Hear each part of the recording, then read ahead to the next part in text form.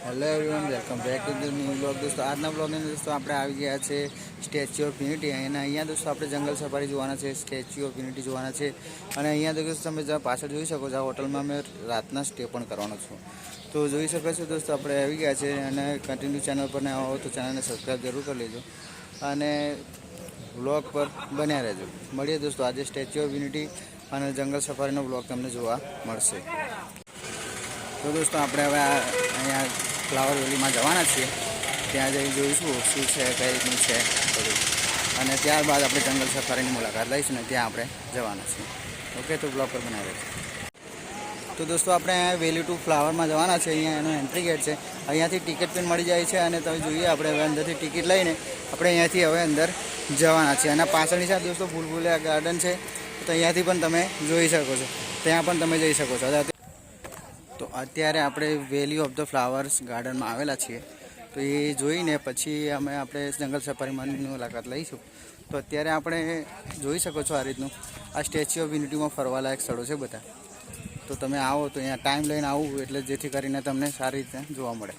જોઈ શકો છો કોઈ કંઈક આ રીતના અહીંયા ગાર્ડન વ્યૂ છે.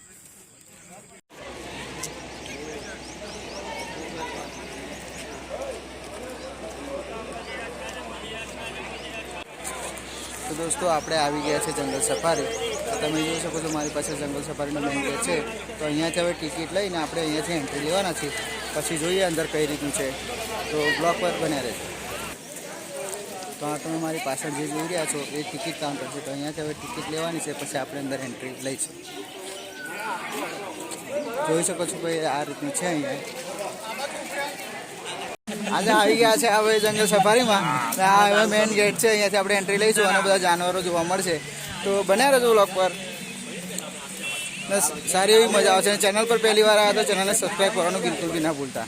તો આ જોઈ શકો છો દોસ્તો, અહીંયા એન્ટ્રી અમે ટિકિટ લઈ દીધી હતી અને અંદર આવી ગયા છે. અને ટિકિટની જે પ્રાઇસિંગ છે એ હું તમને આગળ વ્લોગમાં જણાવીશ. તો વ્લોગ પર બન્યા રહેજો.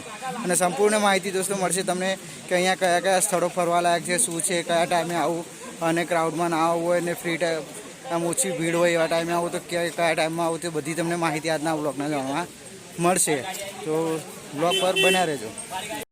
આ રીતના આપણે બેસી ગયા બેટરીવાળી બસમાં, ગાડીમાં બેસી ગયા છે.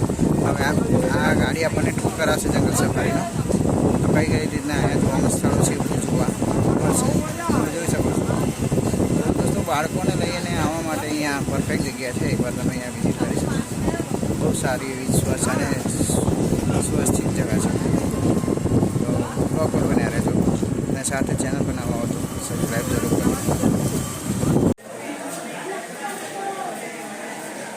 આ બહાર તો ઓપન છે, કૂદીને બહાર આવી જાય.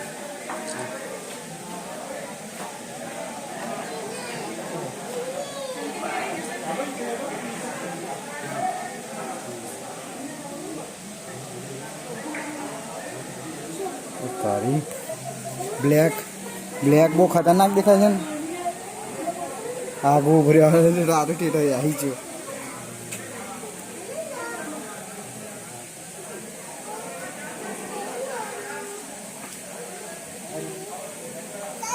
એની આંખ જોવા જેવી હોય છે.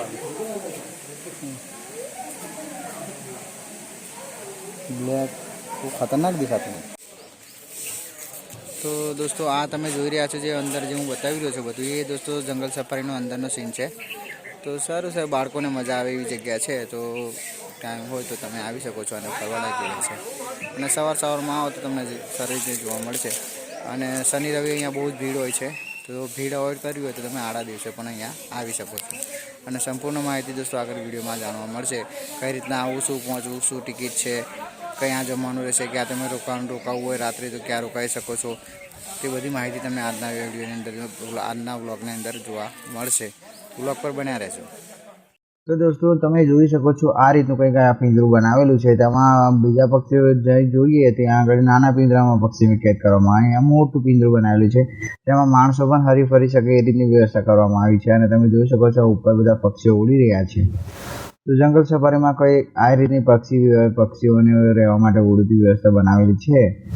એટલે પક્ષીઓને એવું આઝાદી જેવું વાતાવરણ લાગે, જેથી કંઈ પિંજરામાં એ ના હોય. ઓકે, તો અમે અહીં આવી ગયા છીએ. હવે વાત કરીએ દોસ્તો, તમે અહીંયા ક્યાં કઈ રીતના પહોંચી શકો, શું ટિકિટ છે જંગલ સફારીની, બાળકોની શું ટિકિટ છે, તેની આજે થોડી માહિતી લઈએ.